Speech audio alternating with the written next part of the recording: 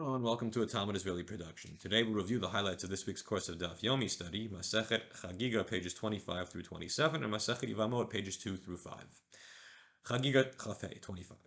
Menapeach Adam Beit HaPras v'holech. A person can blow on the ground of a Beit HaPras and walk through. Now the background of this information is that a Beit HaPras is a field where there was a grave, and that grave was lost. We don't know where it is. And so there's the possibility of Tumat Tamet, corpse impurity, for a person traveling through the field. And for a person who wants to retain their purity status, this is not a good idea. But furthermore, the Beit HaPras was plowed, and so now the concern is that fragments of bone larger than the size of a barley corn might be all over the place. Well, we're going to allow you in limited circumstances to blow on the ground and clear away any potential fragments of bone and walk through. Now, Beit HaPras shenidash tahor lo se pesach. If, however, the field was trampled, and so people have been walking through this field all the time, and any fragment of bone has already been crushed to below the size that would generate impurity, then we will allow people who need to go make their Pesach sacrifice to walk right through the field.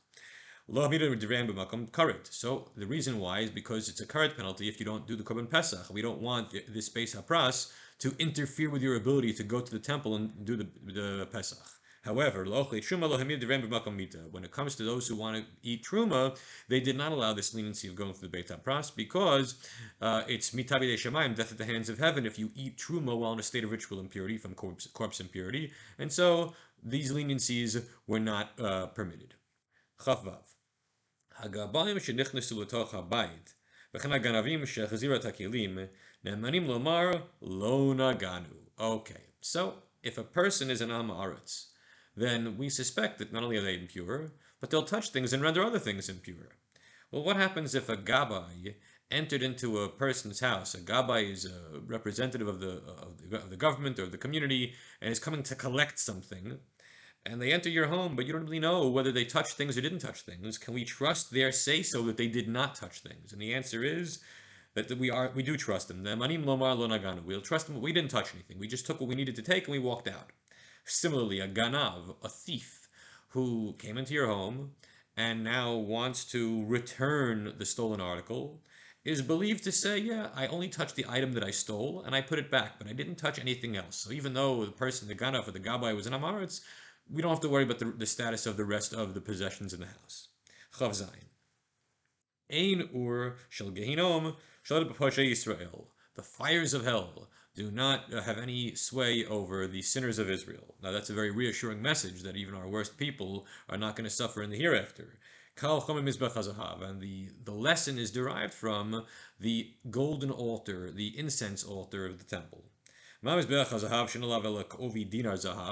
all, the golden altar only had a thin layer of gold overlaying the interior of the altar.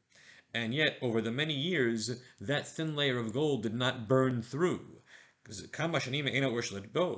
So if that's the case, then the sinners of Israel, despite being sinners, are still nonetheless filled with mitzvot, like the pomegranate is filled with seeds. This is a message that even the worst among us are probably still doing many, many mitzvot. All the more so that they're not going to be influenced by the fires of the afterlife. So the Masechet likes to end on a favorable note that we need not worry too much about suffering in some next life. Masechet Yevamot. We go down Masechet Yevamot. Bet. Bito kevan da'atem midrasha chaviva lei. So the first daf is talking about those people who, if their husband were to die, and the woman's husband were to die, and now she would be a yavama, and be into a situation where she should have to do yibum, levirate marriage, with her husband's brother, but because of an existing familial relationship with the husband's brother, she's exempt from doing this and can go marry whoever she wants. Well, one scenario is if a daughter is now in a potential levirate situation with her own father because she was married to her father's brother, her uncle, which is a lawful marriage, and the uncle who was her husband died. So now, because the relationship was with her own father, which is a forbidden union, so she's free. She's free to go, and she can marry whoever she wants. Now, among the listings of such relationships, the daughter was listed first. Why? Because since it's not stated explicitly in the text, but it's only derived by homiletical interpretation, exegetical interpretation. That's why it was cherished by the Tanaim and listed first. Daf Gimel. Mi irya de Tana potrot. Litni asurot. So why does the Mishnah say that these women are exempted from the yibum when there's a familial relationship? Let it say it's forbidden, because in fact it is forbidden. It's an incestuous relationship, so it's not allowed. A woman should marry somebody else. Well, if it had said asurot forbidden, you might have thought that it's forbidden to do yibum, but that chalitza is still necessary.